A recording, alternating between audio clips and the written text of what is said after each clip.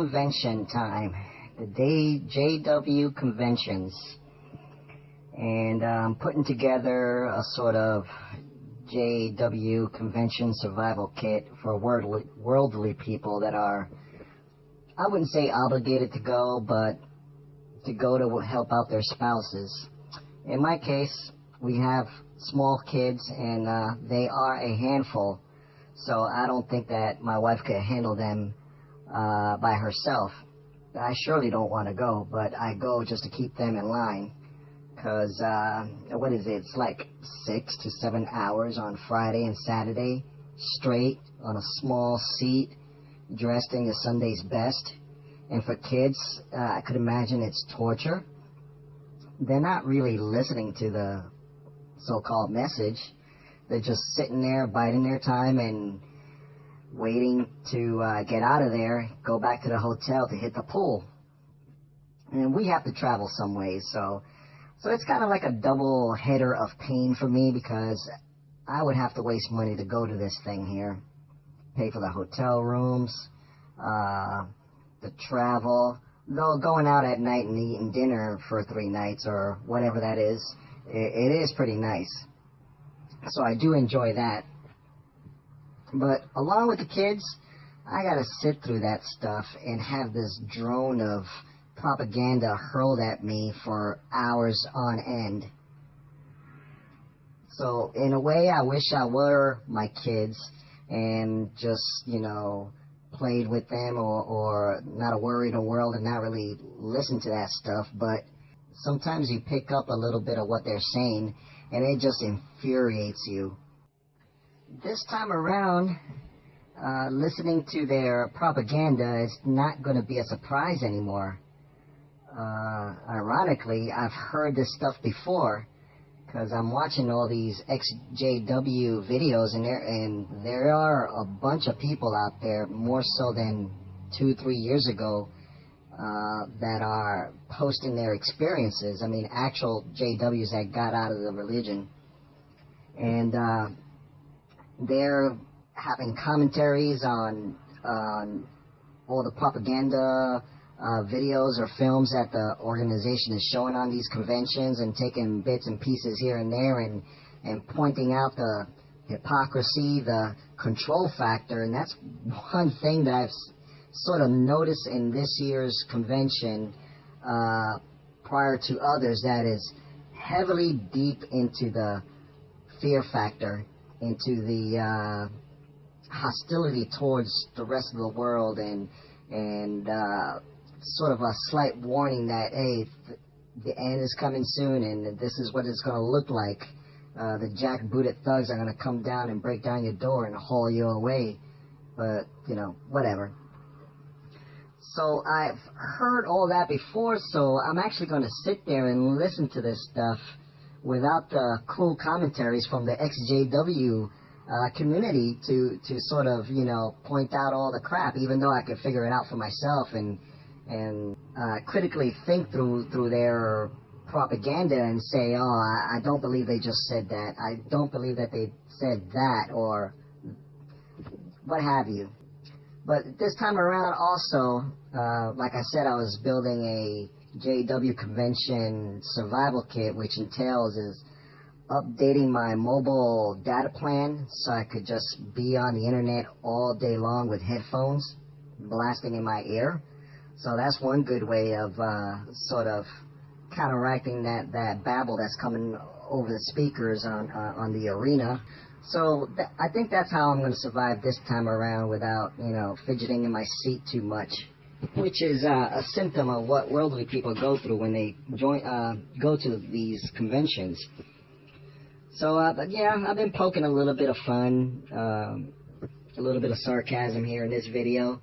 But it also has a little message to all the worldly folks out there that might stumble upon this video, or people that are studying maybe, and they're like, well, let me research this a little bit more, or even, a inquisitive JW that's sort of putting out the feelers out there, maybe if they're willing to hear a worldly person's perspective on the JW organization.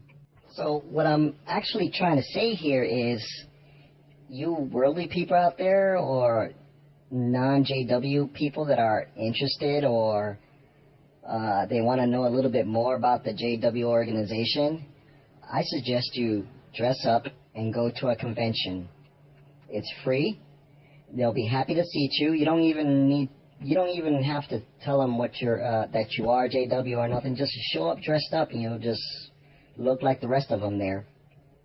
Take a seat and hold on to your seat, because you're going to go deep into the rabbit hole of a high control environment there, and the constant drone of them trying to control your every aspect of your life there, and it's going to be unfiltered and in JW talk or JW speak. This is where you should go to kind of see the full effect of the JW organization as far as their control tactics. And it seems like this year, compared to others, the controls is turned up to 11. I mean, it's passing 10. It's past the 10 mark on the speakers. It's going to 11 and 12 on the volume as far as the JW speak, and the fear factor that they're going to sort of present to their flock. So I would say come sit down and enjoy the ride, and be ready to have your minds blown away by this, because like I said, it's unfiltered JW propaganda at its best or worst, depending on your perspective. I would, from my observation, I would think that people that they get to their studies, it's sort of spoon-fed little by little, and they mix in a lot of Christianity, stories of the Bible and stuff, to a level that is understandable to a worldly person. I mean, everybody knows the Noah's Ark story, and Abraham on the hill with his son, going to take him out, and the Moses, all that, the Gospels. Every Christian knows all those stories just about, and that's what they're going to relate to you in your studies. They're going to relate those stories with cherry-picked passages from the Bible, and just slowly spoon-feed you the verses and clauses of their Bible teaching to reflect their organization's sort of protocol, or their MO, if you will. Just spoon-fed, just little by little, go into these Bible studies. I don't know, once a week, twice a week, they show up at your house, free Bible study, and they invite you to the hall, and you get love-bombed. And I didn't know that was a tactic until I was watching jwstruggle's video, that's what they did, and I'm like, wait a minute, that's exactly what they did to me. I didn't fall for it, but, they totally did that. And that's another subject for another video, but all these little tactics that you're listening to from ex-JW members relaying their experiences from their behind enemy lines perspective, I've experienced it myself, and it's a bit more. But me being a critical thinker about all this, I could see the propaganda behind it, and of course I throw them a wrench in their works to sort of get them off my tail in a way. But I'm digressing here.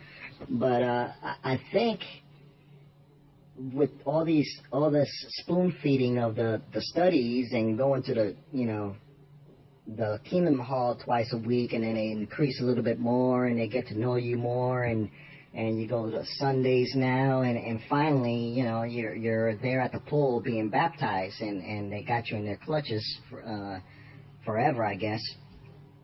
But those guys were indoctrinated, little by little, and little by little, the traditional Christian teachings of the Bible is slowly replaced by the JW dogma, where at the end, when they finally go to their first or second or third convention, all that stuff that scares me when I listen to it, it's perfectly sensible, and